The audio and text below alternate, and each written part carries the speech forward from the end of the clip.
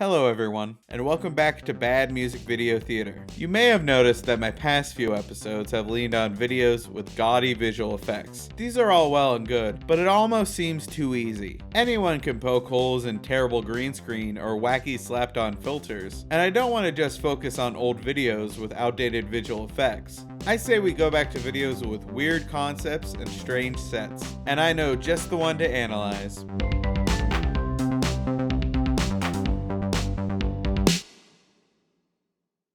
Owner of a Lonely Heart was released by the band Yes in 1983.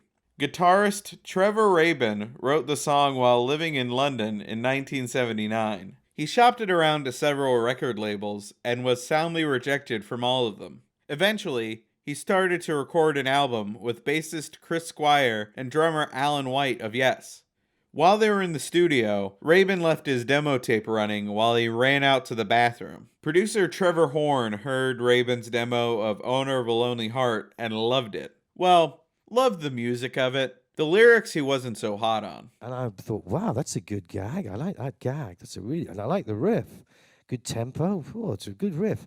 And then the song came in. The song was, you don't want to go dancing. You won't even answer the phone. You're so scared of romancing. Everything you do is alone. I hated the verse. Then it went, owner of a lonely heart.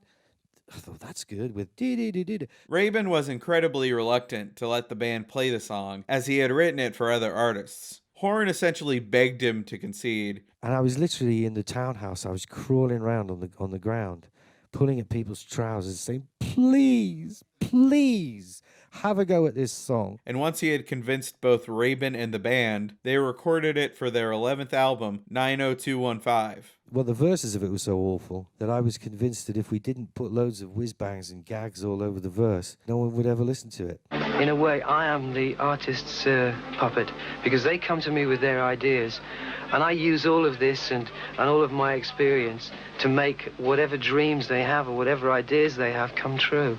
If Trevor Horn was so convinced about whiz-bangs and gags taking over the song, it's surprising that he didn't try to ban them from the video. We joined the band in some kind of post-apocalyptic desert wasteland. They stumbled upon a mutated cousin of a Frank Gehry building and decided that this was the best place to set up their equipment. Lead singer John Anderson, clad in his best blue tracksuit and dress shirt, displays all of the dancing prowess of a dad chaperoning his daughter's middle school dance. The most awkward dance moves on the planet do a lot of heavy lifting to distract you from the four-bird chorus behind him. This entire shot is a never-ending string of inexplicable choices. Why is there a telephone box peeking out from behind the single wall? Why does the sky look like it's been lifted from the cover of a paperback fantasy novel? Why does this video exist?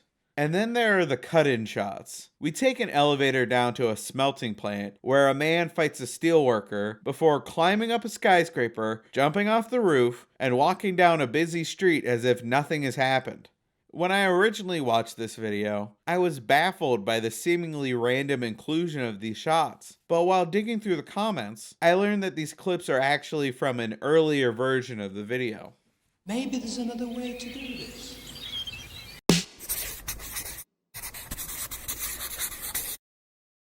Here we have the original music video for the song. It was directed by Storm Thurgeson, who had previously designed the covers for the band's albums Going for the One and Tornado, as part of the art collective Hypnosis. You might also be familiar with some other covers he made. For the life of me, I can't figure out why they made two videos for the same song, especially considering that neither of them are great. It's not some movie tie-in that they couldn't get the rights to, or something so obscene that they couldn't show it on MTV. I mean, unless you find Falcons grotesque. The video starts with footage of the band playing the song. This initial tease gave me hope that the video was going to be good, but my dreams were swiftly dashed.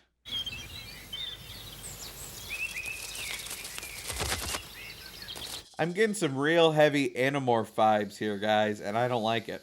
From here, the video gains at least some semblance of a plot. Our main character doesn't really have a name, so I guess I'll call him Jerry. Jerry has been arrested for a crime it seems like he didn't commit, and is being led to court when he has terrifying visions of bugs and snakes and scorpions. Don't worry, Jerry, that's how I feel about this video too. He is then placed at the mercy of the court. This entire section of the video is heavily inspired by the Orson Welles film The Trial, including its use of harsh angles and black and white photography. We assume that Jerry is upset by his sentence, judging by how hard he's banging on the elevator doors. Don't worry, man, you only need to be his butler for a little while. Well, why do I need your permission? Because he's my butler. We then rejoin the music video already in progress with the smelting factory fight, which is now much longer and more intense. Jerry manages to escape up a ladder, only to find himself on top of a skyscraper. The band appears on the rooftop and surrounds Jerry, who now has large face wounds for some reason. He figures that the only way out is down and throws himself off the roof. Oh God, I hope he doesn't jump. Oh God! May I just take a second to say how much I love the "this is obviously a dummy" gag? Because this is so obviously a dummy that they just dropped off the roof. I mean, seriously, this thing barely even looks three-dimensional. But then the Jerry dummy turns into a hawk and flies off. We zoom away and join him walking in human form on a crowded bridge. He stops and turns around, which I guess is supposed to symbolize Jerry going against social norms, maybe? I don't know. Nothing means anything anymore. I think I can sum up the show for you with one word. Nothing.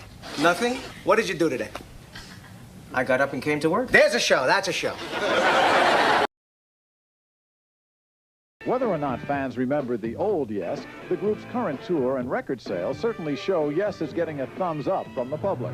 Owner of a Lonely Heart was the band's first and only #1 hit on the Billboard Hot 100, which is surprising because this is off their 11th album. You'd think that over their decades-long career, putting out a dozen gold and platinum records, something else would have gone to #1 just by simple cultural overload.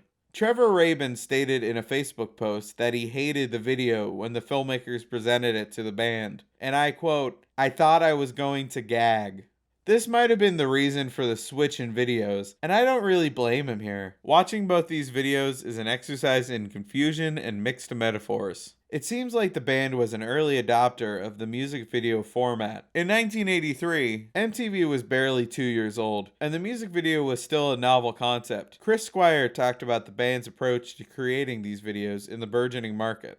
It wasn't necessary to make a feature film, you know, it could be something fairly sort of low budget, which a lot of those English kind of punk videos were, you know, and for the same reason that punk worked, some of those videos worked as well. I think that more and more towards the future, people will start consciously thinking of not making their new album, but making the new album plus visual to go with it. Well, that just makes it more sad.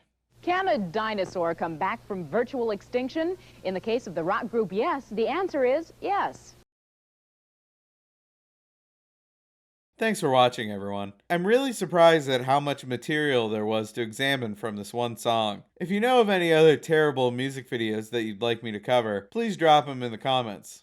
I always appreciate people liking and sharing my videos. And be sure to subscribe so you don't miss the next episode. As always, I'll see you in the next one.